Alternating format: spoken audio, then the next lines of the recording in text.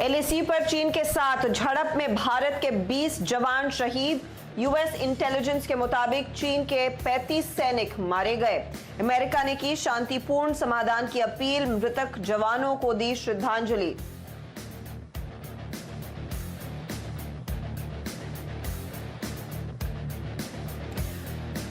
Nifty फिर 9,900 के नीचे फिसला, अब 30 अंकों की गिरावट। निफ्टी बैंक से आया दबाव, 100 पॉइंट फिसला निफ्टी बैंक। आज फिर वॉलेटिलिटी का शिकार बना बाजार।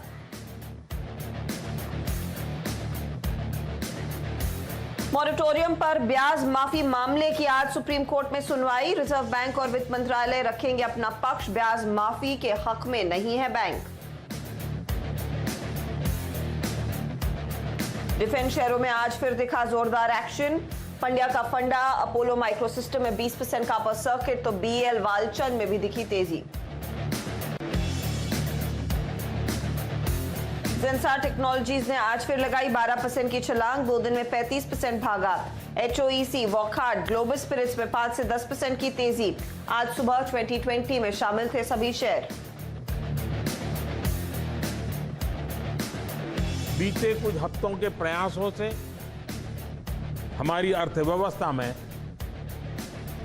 ग्रीन शूट्स दिखने लगे।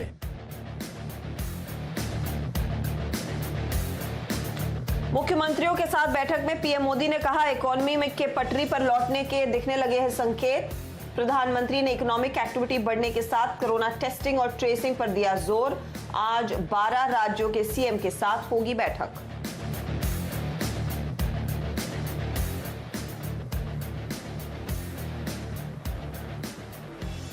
नमस्कार, मैं हूं हर्षिता सावंत और मार्केट के एक्शन पर नजरें रहेंगी। इस घंटे आपके सवालों के जवाब भी आपको मिलेंगे। और भारतीय बाजार आज देखिए लो से कुछ रिकवरी मूड में आए जरूर थे, लेकिन इस घंटे एक बार फिर प्रेशर दरअसल बनने लगा है। तो आज का हाई था 9,956 का, वहां से हम फिर फिसले हैं 9,900 के नीचे। इस समय दरअसल ट्रेड हो रहा है 98, 92 के लेवल्स पर आ चुका है एक बार फिर निफ्टी। करीब करीब 21 अंकों की गिरावट। और निफ्टी बैंक पर भी नजर रखिएगा, 20,450 इसका दिन का हाई था और उसको छूने के बाद वहां से करीब करीब हम 200 पॉइंट नीचे आए हैं। हालांकि आज खुलने के साथ ही एक लो बनाया 19,978 का, उससे हम ऊपर हैं, लेकिन धीरे धीरे करके फिर ऊपरी लेवल्स पर देखिए मुनाफा वसूली जोर पकड़ रही है। और मार्केट दरअसल लैकलस्टर है, आप कह सकते हैं, सीमित दायरे में कारोबार करता दिखाई दे रहा है। याद रखिएगा कल एक्सपायरी है वीकली ऑप्शंस की, और उससे पहले नॉर्मली वेंसडे के सत्र में तेजी देखने को मिलती है, लेकिन आज माहौल कुछ बदला हुआ है। बदला इसीलिए है क्योंकि डाउ फ्यूचर्स की ओर से इशारा है कि वहां पर थोड़ी सी कमजोरी देखने को मिलेगी। तो वो इंडेक्स इनफैक्ट मूड थोड़ा सा और सॉम्बर कर रहा है। दूसरी तरफ भारत और चीन के बीच जो भी हादसा हुआ जिसमें 20 जवान शहीद हुए हैं भारत के, उसके चलते कल ही टेंशन बढ़ी थी, उसका कहीं ना कहीं थोड़ा सा ओवरहैंग है। पैनिक नहीं है आज बाजार में, ये एक अच्छी बात है, लेकिन उस पर भी लोगों की नजरें हैं। और याद रखिए आज दरअसल सुप्रीम कोर्ट में एक बड़ी हियरिंग आएगी दोपहर तक कि मॉरेटोरियम में जो ब्याज पर अतिरिक्त ब्याज लगा रहे हैं बैंक, उस पर क्या फैसला होता है। बैंक इस ब्याज नहीं लगाने के फैसले से पूरी तरह से नाखुश हैं और सुप्रीम कोर्ट ने यह भी कहा था कि दरअसल देखिए ब्याज तो भरना पड़ेगा, लेकिन अतिरिक्त ब्याज क्या लगना चाहिए उस पर आरबीआई और साथ ही साथ सरकार का जवाब मांगा था, और वो पक्ष आज कोर्ट में पेश होगा। उससे पहले थोड़ा सा कूल ऑफ मार्केट में देखने को जरूर मिला है। हालांकि कुछ चुनिंदा रियल्टी कंपनियां हैं जहां पर तेजी देखने को मिली, कुछ चुनिंदा ऑटो स्टॉक्स थे जहां पर तेजी देखने को मिली थी, लेकिन ऊपरी लेवल से आप कह सकते हैं अनवाइंडिंग हो रही है। अनवाइंडिंग में एचडीएफसी अब आप देखेंगे 1.25% इस घंटे गवाता हुआ। टाटा मोटर्स की खूब धुलाई हुई है नंबर्स आने के बाद, आज फिर ये स्टॉक मार खा रहा है। साथ ही हिंडाल्को में भी प्रेशर देखने को मिला है। जेएसडब्ल्यू स्टील जैसे काउंटर्स है, और जो कुछ तेजी देखने को मिली थी दरअसल आईटी कंपनियों में, वो भी अनवाइंड होती हुई दिखाई दे रही। खासतौर से टेक महिंद्रा, आपको याद होगा कई जानकारों ने इस पर तेजी का कॉल दिया था ऑफ लेट, वहां पर अब तेजी की पोजीशंस धीरे धीरे करके अनवाइंड हो रही हैं। अब क्या अप्रोच होनी चाहिए इस तरह के मार्केट में, सचिदानंद उतेकर हमारे साथ है, उनसे पूछेंगे वो क्या स्ट्रैटेजी लेकर आए हैं आज इंडेक्स के लिए, और साथ ही साथ आपके सारे सवालों के जवाब भी मिलेंगे। Sachidanand, good morning. पहले इंडेक्स पर एक कॉल दीजिए। देखिए थोड़ा सा ऊपरी लेवल्स पर मुनाफा वसूली देखने को मिल रही है। ऐसा नहीं है कि एक अग्रेसिव मंदी मार्केट में हुई है, लेकिन लोग थोड़े से हल्के हो रहे हैं। क्या अप्रोच हो, क्या ऑप्शंस के जरिए कोई ट्रेड का मौका दिख रहा है? गुड मॉर्निंग अर्शदा जी, बिल्कुल। इनफैक्ट अगर हम पिछले 3-4 दिनों का डेटा देखें तो काफ़ी हाइटेंड वोलेटिलिटी हो गई है।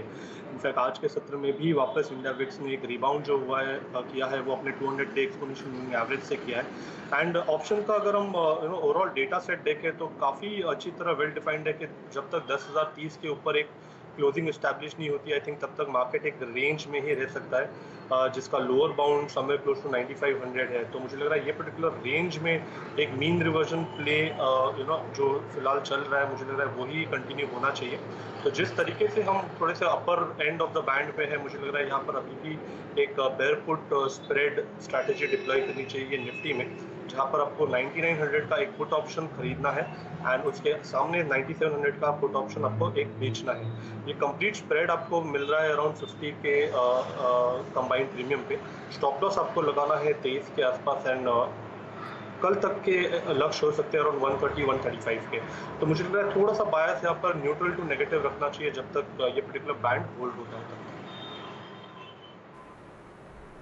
तो एक बेयर स्प्रेड स्ट्रैटेजी यहाँ पर लेकर आए हैं। दरअसल ये आप कह सकते हैं 9900 का पुट लेकर चलेंगे, 9700 का पुट बेचेंगे, 135 का टारगेट रहेगा और टोटल स्प्रेड की कीमत जो रहेगी वो करीब करीब 50 के आसपास रहेगी। तो ये फिलहाल आपके लिए एक स्ट्रैटेजी निकाली है। तो दायरे में रहेगा मार्केट, मैं वही कह रही हूँ। हल्का सा नेगेटिव बायस है इस समय और लोग थोड़े से नर्वस भी हैं 2-3 इवेंट्स के चलते। चलिए आज निफ्टी बैंक पर भी एक नजर डाल लेते हैं। निफ्टी बैंक भयंकर वॉलेटाइल है। देखिए कार्यक्रम की शुरुआत में 5 मिनट भी नहीं हुए हैं शो शुरू हुए, हमने निफ्टी को नेगेटिव टेरिटरी में, निफ्टी बैंक को 65 पॉइंट नीचे देखा था, अब फिर से आ गया है पॉजिटिव टेरिटरी में। निफ्टी बैंक पर भी मैं आपकी राय लेना चाहूंगी, इस पर भी एक स्ट्रैटेजी बताइएगा क्योंकि आज एक बहुत बड़ा इवेंट है और क्या पक्ष सामने रखेगा आरबीआई और साथ ही साथ सरकार, उस पर देखिए बाजार की नजरें होने वाली और उस पर कोर्ट क्या बयान देता है ये भी देखना होगा। याद रखिएगा पिछले हफ्ते इस मामले की सुनवाई हुई थी और फिर 3 दिन का टाइम दिया गया था और आज वो तारीख आ रही है 17 की, जिस दिन ये फिर से सुनवाई के लिए मामला आया है मॉरेटोरियम पर ब्याज वाला। असीम मनचंदा इस स्टोरी को काफी क्लोजली ट्रैक कर रहे हैं। असीम, क्या हो सकता है आज कोर्ट में? अच्छा देखिए, जब पिछली सुनवाई हुई थी तो सुप्रीम कोर्ट ने साफ निर्देश दिए थे, जो रिजर्व बैंक है और वित्त मंत्रालय है उनके अधिकारियों को कहा था कि आप एक बार दोबारा से बैठक जो है वो कीजिए और बैठक करके बताइए कि क्या ब्याज पर ब्याज जो है माफ किया जा सकता है या नहीं किया जा सकता। सबसे पहले तो सुप्रीम कोर्ट ने ये क्लैरिफाई कर दिया था कि हम ब्याज माफ करने के लिए पक्ष में जो है वो नहीं है। हम ये नहीं चाहते हैं कि जो मोरेटोरियम पीरियड है उस दौरान जो कर्ज है उसके ऊपर ब्याज माफ हो, लेकिन हम ये चाहते हैं कि जो ब्याज पर ब्याज लग रहा है उसका माफ जो है वो किया जाए। जो आरबीआई है वो ब्याज माफी को लेकर के बिल्कुल भी फेवर में नहीं है। उसका कहना था कि जो बैंक्स है उनके ऊपर इनका नेगेटिव इंपैक्ट जो है वो पड़ेगा, उनकी एसेट क्वालिटी जो है वो खराब हो जाएगी, खासतौर पर उनके ऊपर एक नेगेटिव इंपैक्ट जो है वो पड़ने जा रहा है। इसको लेकर के वो इसके पक्ष में नहीं था। जो स्टेट बैंक ऑफ इंडिया है उसने भी एक इंटर आईए एप्लीकेशन जो है वो जारी की थी, इसमें याचिका जो है वो दायर की थी और कहा था कि वो बैंकों को ब्याज जो है माफ नहीं करना चाहिए, जिससे बैंकों की वित्तीय सेहत के ऊपर जो है बुरा असर पड़ेगा। लेकिन फिर भी जो सुप्रीम कोर्ट है उसने रिजर्व बैंक और जो वित्त मंत्रालय है उसको कहा था कि आप एक बार रिकंसीडर कीजिए, क्योंकि हमें लगता है कि ये काफी हार्डशिप होगी एक कॉमन मैन के लिए, क्योंकि उसको ब्याज लॉकडाउन पीरियड के दौरान ब्याज के ऊपर ब्याज जो है देना पड़ेगा, जबकि ये ब्याज पर ब्याज जो है लोगों की सेहत से ज्यादा जरूरी जो है नहीं है। तो ये सुप्रीम कोर्ट का ऑब्जर्वेशन था। अब 3 दिन का वक्त जो है उनको आरबीआई और वित्त मंत्रालय को दिया गया था। आज सुनवाई इस मामले की होगी। वित्त मंत्रालय और आरबीआई जो है अपना दोबारा से पक्ष जो है उस रिजर्व जो सुप्रीम कोर्ट है उसके सामने रखेंगे। उसके बाद उनके पक्ष के सुनने के बाद सुप्रीम कोर्ट इसके ऊपर कोई फैसला जो है वो ले सकता है, कोई आदेश जो है वो पारित कर सकता है कि क्या ब्याज पर ब्याज जो है माफ होगा या नहीं होगा। तो सुप्रीम कोर्ट की तरफ से आज हमें एक कंक्रीट आदेश जो है वो देखने को मिल सकता है। आज के आज ही ये केस की सुनवाई हो जाए तो अच्छा है, वरना ये लटकती तलवार भारी पड़ने लगी है निफ्टी बैंक के ट्रेडर्स पर। शुक्रिया असीम, आपके लिए अपडेट भी लेकर आएंगे जब कोर्ट में वो सुनवाई शुरू होगी और उससे ठीक पहले आप देखिएगा इस इंडेक्स में भी बड़ा ट्रेड का मौका रहेगा। सचेतन, देखिए बड़ा इवेंट है, पिछले हफ्ते भी जो भी बयान आए सुप्रीम कोर्ट की ओर से, उसके बाद निफ्टी बैंक में एक बड़ा बिकवाली का दबाव भी आया। आपकी अप्रोच क्या रहेगी? आज प्री हियरिंग कोई ट्रेड बनता है क्या? हर्षदा, यहाँ पर बैंक निफ्टी में काफ़ी बड़ी रेंज है। इनफैक्ट अगर हम ओवरऑल स्ट्रक्चर को भी देखें तो 21,000 के आसपास एक रेजिस्टेंस जोन है, बट नीचे 19,000 एक काफ़ी क्रिटिकल सपोर्ट है। और उसके अंदर अगर हम प्राइस मूवमेंट देखें तो काफ़ी समय से यहाँ पर एक contracting triangle kind of formation है। तो मुझे लग रहा है यहाँ पर इवेंट को प्रीएम्प्ट नहीं करना चाहिए। मुझे लग रहा है एक बार इवेंट अनफोल्ड होने दीजिए, उसके बाद ही एक पोजीशन लेनी चाहिए।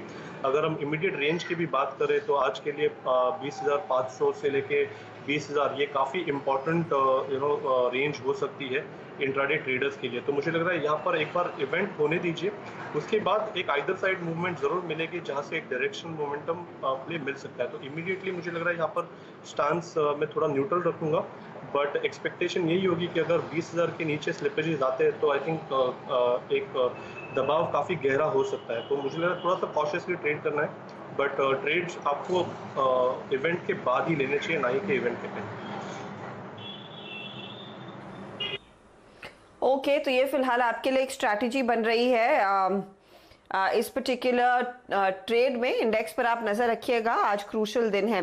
चलिए सवालों का जवाब लेना शुरू करते हैं और आईओसी पर हैदराबाद से कृष्णा फोन लाइन पर है। कृष्णा जी नमस्कार, पूछिए।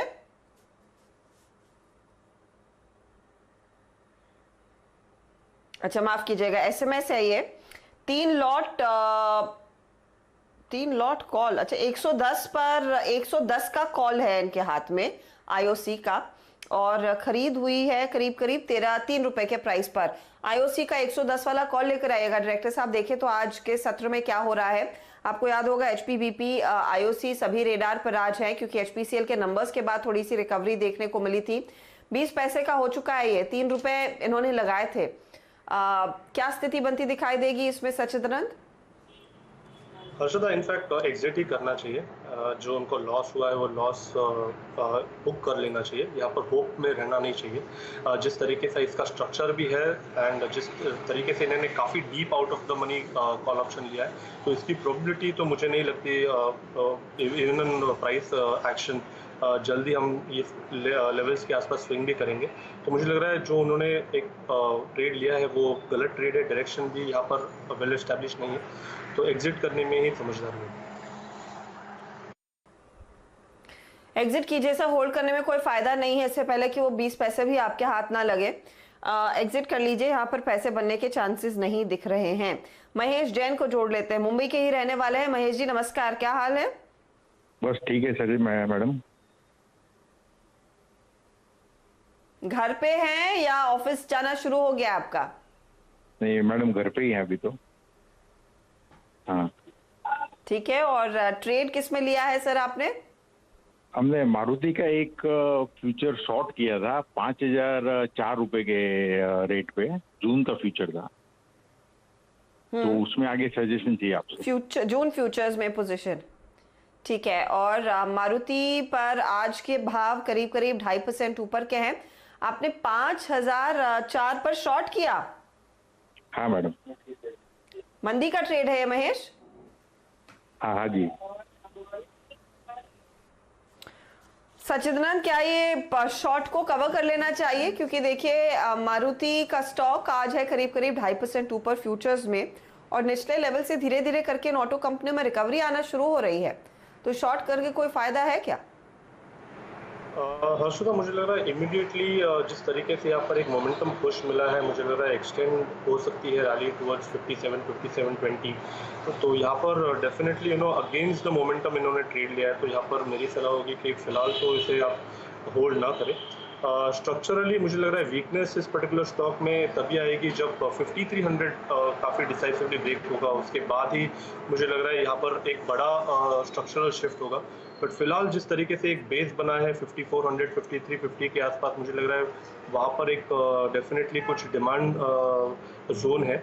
बट ऊपर भी मुझे लग रहा है कि 5800 5850 ये जब तक नहीं ब्रेक होता तब तक बड़ा तेज मोमेंटम या डायरेक्शनल बायस पॉजिटिव नहीं होगा। तो मुझे लग रहा है रेंज में है, बट फिलहाल इन्होंने मोमेंटम के अगेंस्ट ये ट्रेड लिया, तो मेरी सलाह होगी कि आप इसमें से एग्जिट कीजिए एंड एक बार वापस अगर 5750 5800 के नज़दीक आ जाता है तो वहाँ पर एक बार रिव्यू कीजिए।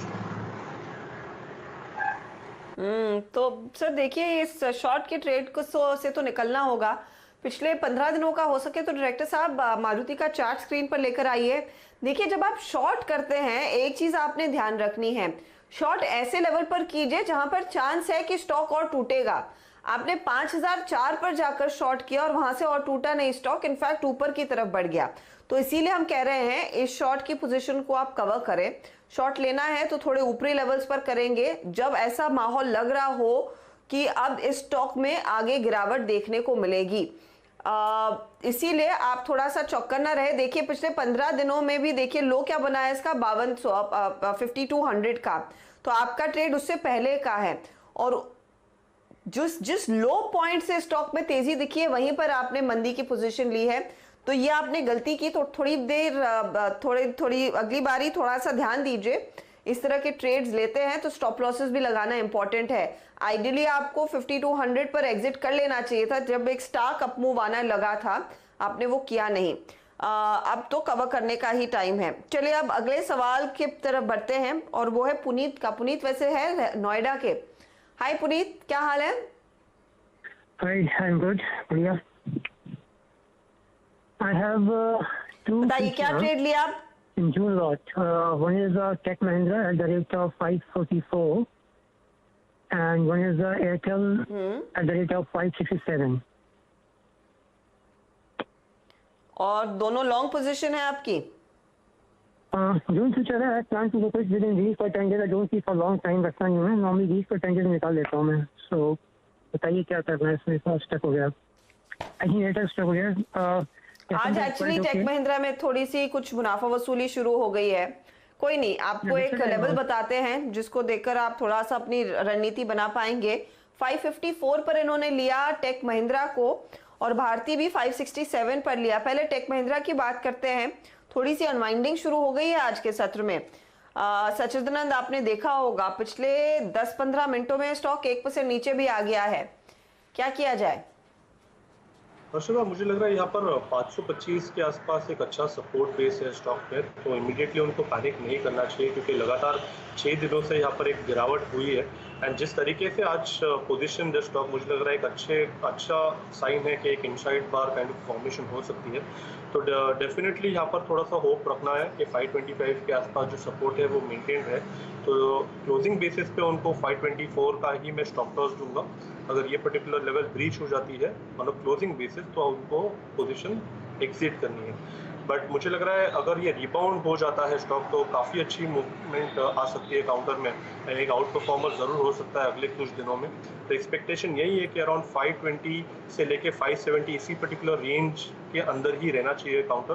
तो डेफिनेटली इनको होल्ड करने की सलाह दूंगा 524 के स्टॉप लॉस के साथ। 570 एक रिव्यू जोन होगा। एंड जहाँ तक भारती का सवाल है, मुझे लग रहा है थोड़ा सा स्ट्रक्चर यहाँ पर चेंज हो रहा है। जिस तरीके से एक high top high bottom sequence बना था काउंटर में पिछले कुछ महीनों से, मुझे लग रहा है वो पर्टिकुलर स्ट्रक्चर अभी थोड़ा सा साइडवेज हो चुका है। जिस तरीके से एक की इंपॉर्टेंट लेवल का अराउंड 550 का वो ब्रेक हुआ है हाल फिलहाल में, तो मुझे लग रहा है यहाँ पर थोड़ा उनको कॉशियस रहना चाहिए। तो यहाँ पर मुझे लग रहा है कि 550 अगर वापस काउंटर तोड़ देता है एंड अगर यहाँ पर गिरावट वापस आ जाती है तो मुझे लग रहा है यहाँ पर उनको अपनी पोजीशन एग्जिट करनी चाहिए। तो यहाँ पर भी मुझे लग रहा है इंट्राडे के लिहाज से जो आज ओपनिंग हुई है अराउंड 546 के आसपास, तो ये काफ़ी इंपॉर्टेंट होगा। इसी को आप स्टॉप लॉस मानिए एंड पोजीशन को रिव्यू कीजिए। अगर ये ब्रेकआउट हो जाता है अराउंड 560 के ऊपर तो पूरा इक्वेशन वापस चेंज हो सकता है एंड वापस अराउंड 580 585 तक काउंटर स्विंग होने की प्रोबेबिलिटी बढ़ सकती है। तो डेफिनेटली टेक महिंद्रा उनको होल्ड करना चाहिए, बट भारती में थोड़ा सा कॉशियस स्टांस होगा। 546 इंट्राडे के लिहाज से एक स्टॉप लॉस होगा। Okay, 546 is the stop loss Puneet, जिस पर आप ध्यान दें। If it gets triggered you will exit it, otherwise hold the stock. तो भारती में आप थोड़ा सा ध्यान रखें आज के स्टॉप लॉस को। और होल्ड कीजिए टेक महिंद्रा के ट्रेड को। 525 से 30 के बीच एक रेंज है जहां पर थोड़ा सा सॉफ्ट हो रहा है, लेकिन चिंता करने की स्थिति नहीं है इस समय सचिदानंद को, यही दिख रहा है। चलिए टाटा मोटर्स पर सवाल ले लेते हैं। और टाटा मोटर्स में हमने देखा है जब से नंबर्स आए हैं स्टॉक में क्लियर कट डाउनफॉल देखने को मिला। पारित हमारे साथ फोन लाइन पर थे, लेकिन मेरे ख्याल में कुछ तकनीकी दिक्कत की वजह से उनकी लाइन कट हो गई है। मुंबई के रहने वाले हैं, इन्होंने एक पुट लिया था 80 का, ₹1.50 वाला। मंदी की ट्रेड में खड़े हैं टाटा मोटर्स में, क्या सलाह होगी आपकी बताइएगा? फायदा कमा कर देगा क्या ये ट्रेड आगे? हर्षदा, 100 का एक काफ़ी इंपॉर्टेंट सपोर्ट था, वो ब्रेक हो चुका है। और जिस तरीके से इसका ब्रॉड स्ट्रक्चर है, मुझे लग रहा है एक पुल बैक एग्जॉस्ट होने के बाद ये लेवल ट्रिगर हुई है। तो मुझे लग रहा है इसका जो नॉर्मल जो ट्रेंड चल रही है, जो काफ़ी नेगेटिव है, मुझे लग रहा है उसमें स्टॉक ऑलरेडी ब्लेंड हो चुका है। इन्होंने काफ़ी दूर का ऑप्शन लिया है, बट मुझे लग रहा है यहाँ पर प्रॉपर्टी ज़रूर रखनी चाहिए क्योंकि 2 हफ्ते है अपने पास। एंड जब तक स्टॉक वापस 102 के ऊपर नहीं आता, मुझे लग रहा है एक शॉर्ट बायर से ट्रेड करने में कोई हर्ज नहीं है। यहाँ पे मुझे लग रहा है वीकनेस एक्सटेंड हो सकती है। प्राइस वाइज 80-85 के जोन में ये पर्टिकुलर स्विंग एक्सटेंड होना चाहिए। सो 103 के एक स्टॉप लॉस के साथ मुझे लग रहा है इनको इस पर्टिकुलर पोजीशन को राइड करना चाहिए। एंड जैसे स्टॉक 85 के जोन के नज़दीक आ जाता है, वहाँ पर एक बार रिव्यू करना चाहिए। तो 85 आए तो फिर से आप हमें फोन लगाइएगा। आपने 80 का पुट ले रखा है, थोड़े से एम्बिशियस हैं। स्टॉक वैसे हमने देखा टूटा, लेकिन 90 के आसपास थोड़ा सा सपोर्ट लेता हुआ दिखाई दे रहा है, इसीलिए 88-85 के लेवल्स इंपॉर्टेंट रहेंगे। कुछ समय दीजिए, इस ट्रेड में देखते हैं क्या होता है। अनिल को जोड़ लेते हैं, अंबाला से लाइन पर। Anil ji good morning. Good morning ma'am. Hello, बताइए सर, क्या ट्रेड है हाथ में? हाँ मैम, मेरा पीएफसी के हैं जी 3 लॉट 85 जून के कॉल ऑप्शन है जी, और एक पीएनबी का जून का फ्यूचर ऑप्शन है, फ्यूचर है जी। तो अच्छा, पीएनबी का जून का फ्यूचर का भाव क्या है जी? 34 पे लिया जी। 34 पर लिया है। और ये पीएफसी का कॉल आपने लॉन्ग किया है 85 वाला? हाँ जी, लॉन्ग किया है 450 पे, तीन लॉट है। ठीक है, ओके ठीक है। तो ₹4.50 पर ये खड़ी की पोजीशन आपने 85 का कॉल पीएफसी वाला लिया। पीएफसी की पहले बात कर लेते हैं। आज तो वैसे आरईसी के नंबर्स भी आने वाले हैं, तो उस पर्सपेक्टिव से भी आप देखिए पीएफसी में थोड़ी सी इंटरेस्ट खरीदारी देखने को मिली थी।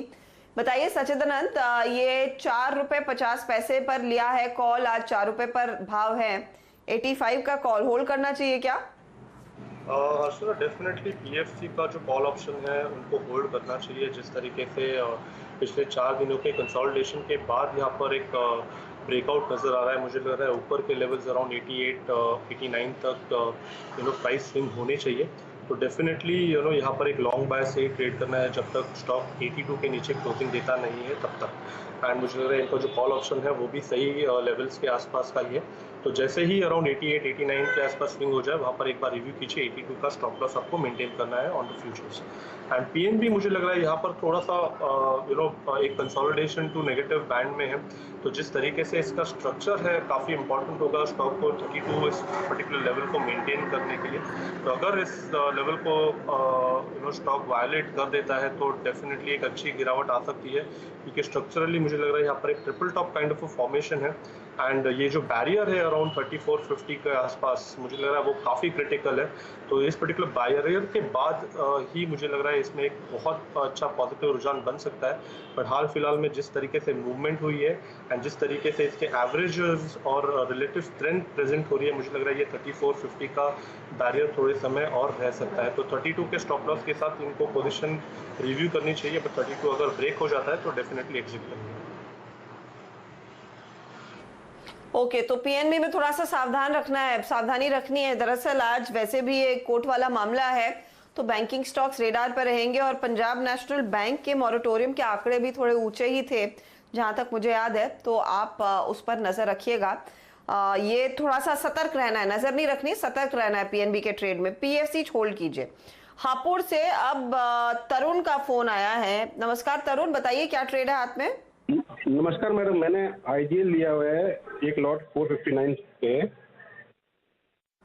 तो उसका आज रिजल्ट भी है, उसके बारे में मालूम करना था सर। तो अच्छा, ये बताइए, आपने रिजल्ट के पहले ये ट्रेड लिया, इंट्राडे ट्रेड करने के लिए, या फिर थोड़ा समय देने को राजी हैं? 12 तारीख में लिया था, रिजल्ट से पहले। ठीक है, 12 तारीख को खरीदा है स्टॉक। नतीजे अच्छे रहेंगे तो बाजार का अनुमान है आज स्टॉक थोड़ा सा शांत है, 476 के भाव आ चुके हैं, 16 रुपए बन रहे हैं इस ट्रेड में। आज होल्ड करें नंबर से पहले या फिर एक बार प्रॉफिट बुक कर लिया जाए, क्या कहेंगे आप सचिदानंद?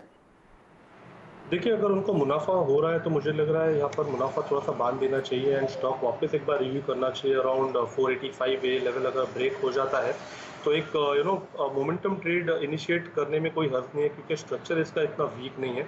ऊपर की एक्सपेक्टेशन होगी अराउंड 500 505 तक स्विंग होने की, बट कंडीशन यही है कि आज रिजल्ट्स है एंड 480 एक काफ़ी इंपॉर्टेंट लेवल है। अगर ये पर्टिकुलर लेवल ट्रिगर हो जाता है तो उनको एक अच्छी अपॉर्चुनिटी मिलेगी with the trend, with the momentum खेलने की। तो मुझे लग रहा है रिजल्ट के पहले थोड़ा सा कॉशियस रहिए, मुनाफा मिला है, मुनाफा बांध दीजिए एंड अगर ब्रेकआउट हो जाता है तो एक डेफिनेट मोमेंटम ट्रेड मिलेगा जहाँ पर आपको इमीडिएटली एक स्विंग मिलने की प्रोबेबिलिटी काफ़ी हाई है।